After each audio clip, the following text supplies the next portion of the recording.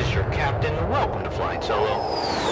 Jared Polin, FroKnowsPhoto.com, and welcome back to Flying Solo, where I take 3 of your questions and give them some answers. This week's episode is brought to you by my Gear Vault. It's the best way to input, organize, and protect your gear so you know what you have and what it's worth. You can download it for free right now and start putting all of your gear into it in the Apple iOS store as well as Android. So let's get to the first question from PJ George.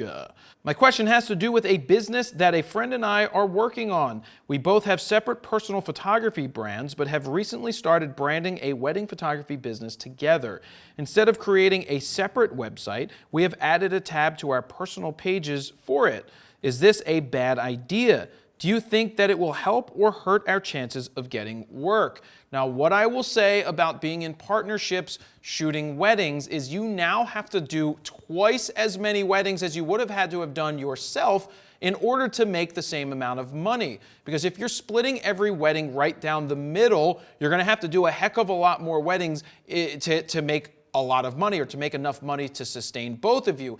Now, if one of you does photography and the other offers videography, and then you offer that as a package, well, that's great because you do one thing well, he does the other thing well.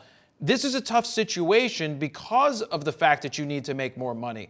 When I've done this in the past with somebody, I would get, if I booked the wedding, they became my second shooter and I paid them X. If they booked the wedding, I became their second shooter and they paid me X. I wanted to say Y, but X is the same thing as what I paid them, so we both got paid X. Insert whatever value you wanted to do that. But so in that case, the person that booked it made more money than the person who second shot. So having a link on both of your photo websites is kind of weird in my opinion, because they're like, oh, look, there's weddings, and here's other photos, and then you click on this, and you're like, oh, what's this? So if they've landed on your page, I would try to sell them on the wedding. It's just, I'm very particular about partnerships, and I think in a partnership, unless people offer 2 totally different things that they can focus on, it makes it that much harder to be successful in a business. If you're both photographers, it's going to be really difficult unless you can get a ton of jobs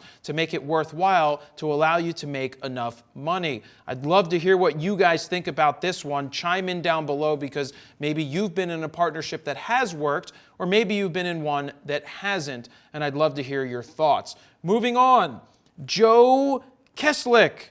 He says, I've been debating downsizing from a full frame. I currently am using a Nikon D750 with a nifty 50 1.8, as well as a 70-200 2.8 and external flash. Mirrorless seems to have caught up in IQ with DSLRs. My question is, what recommendations, in your opinion, would be good options for shooting outdoor sports, family and indoor low-light action as well? My budget would be the resale of the current equipment, as well as a max of $1,000 on top.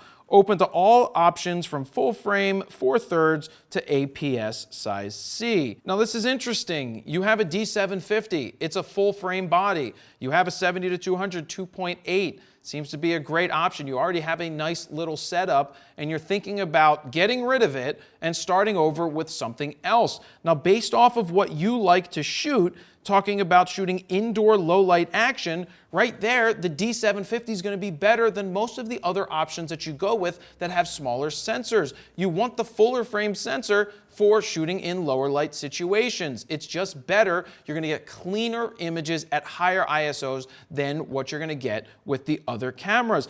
In my opinion, I'd be adding a 24-70 2.8 from either Tamron or Sigma to round out your lenses right there. You already have a 70-200. Now you'll go from 24 all the way up to 200 with 2.8. And if you try to say that the D750 is too heavy, well, it's not, because it's one of the smaller, lighter bodies that Nikon has ever made in a full frame camera. So I don't think I'd be looking anywhere else other than sticking with what you have, taking the extra money and putting it into another lens. Because let's look at it. If you sell your D750, what do you get? 800-ish bucks out of it. You sell your 70-200 2.8, maybe there you're only getting if we're generous and it's a Nikon, you're looking at $1,200, $1,000, depending on what it is. Not much for the 50, and nobody knows about the external flash, so not much there. So maybe let's say hypothetically $3,000. You have $3,000 to spend on a new system. Well, because you said low light photography, are you going to go to an A7R III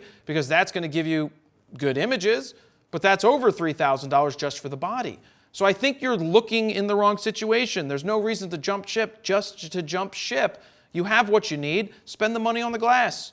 Moving on to the next one. We've got Sean Hummel. Everyone says just start filming all the time to start a YouTube channel. How do you find the right niche? How do you boil down to that one thing you're best at if you have 10 equal things you're passionate about? Well, you know what they say? They say you could be the master of nothing if you try to do everything. You do so much and you're the master of nothing. I screwed up that quote because I don't know what it is.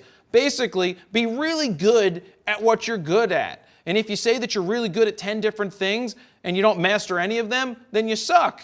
It's possible. But what would I do?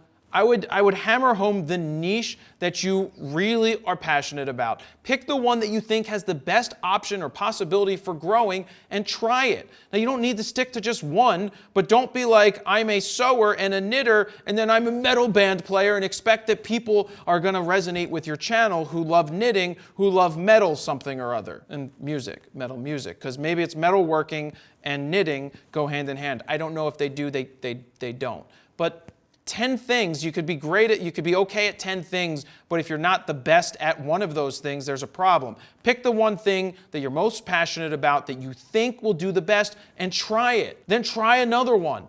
Keep trying something until something sticks against the wall, and go with that. What advice do you have for Sean here, people out there? Leave it down in the comments below. And if you would like to submit your questions for Flying Solo, head on over to bit.ly/FroCritiques to do so. And that's it, guys. That's another Flying Solo. Jared Polin, FroKnowsPhoto.com.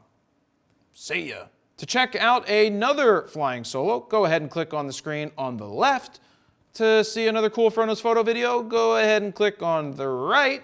To subscribe, hit that subscribe button.